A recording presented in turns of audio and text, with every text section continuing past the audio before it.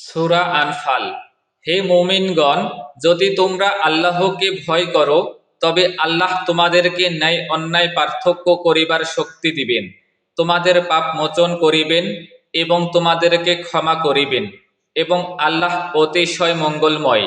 স্মরণ করো, কাফিররা তোমার বিরুদ্ধে ষড়যন্ত্র করে তোমাকে বন্দী করিবার জন্য, হত্যা করিবার অথবা নির্বাসিত করিবার জন্য, এবং তাহারা ষড়যন্ত্র করে এবং আল্লাহ কৌশল করেন, আর আল্লাহই সর্বশ্রেষ্ঠ কৌশলী। যখন তাহাদের নিকট আমার আয়াত সমূহ পাঠ করা হয়, তাহারা তখন বলে, আমরা তো শ্রবণ করিলাম, ইচ্ছা করিলে আমরাও ইহার অনুরূপ বলিতে পারি। ইহা তো শুধু সেকালের লোকদের উপকথা।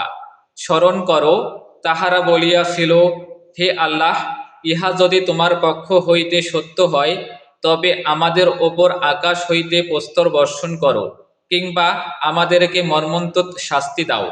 আল্লাহ এমন নন যে তুমি তাহাদের মধ্যে থাকিবে অথচ তিনি তাহাদেরকে শাস্তি দিবেন, এবং আল্লাহ এমনও নন যে তাহারা ক্ষমা প্রার্থনা করিবে অথচ তিনি তাহাদেরকে শাস্তি দিবেন, এবং তাহাদের কি বা বলিবার আছে যে আল্লাহ তাহাদেরকে শাস্তি দিবেন না, যখন তাহারা লোকদেরকে মসজিদুল হারাম হইতে নিবৃত্ত করে। তাহারা উহার তত্ত্বাবধায়ক নয়, শুধু মুত্তাকিগণই উহার তত্ত্বাবধায়ক, কিন্তু তাহাদের অধিকাংশ ইহা অবগত নয়। কাবাগৃহের নিকট শুধু শীষ ও করতালি দেওয়াই তাহাদের সালাত। সুতরাং কুফরির জন্য তোমরা শাস্তি ভোগ করো। আল্লাহর পথ হইতে লোককে নিবৃত করার জন্য কাফিররা তাহাদের ধন সম্পদ ব্যয় করে। তাহারা ধন সম্পদ ব্যয় করিতেই থাকিবে, অতঃপর উহা তাহাদের মনস্তাপের কারণ হইবে।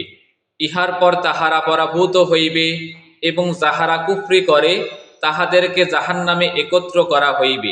ইহা এই জন্য যে আল্লাহ কুজনকে সুজন হইতে পৃথক করিবেন এবং কুজনদের একে অপরের ওপর রাখিবেন, অতঃপর সকলকে স্ত্রীপিকৃত করিয়া জাহান্নামে নিক্ষেপ করিবেন।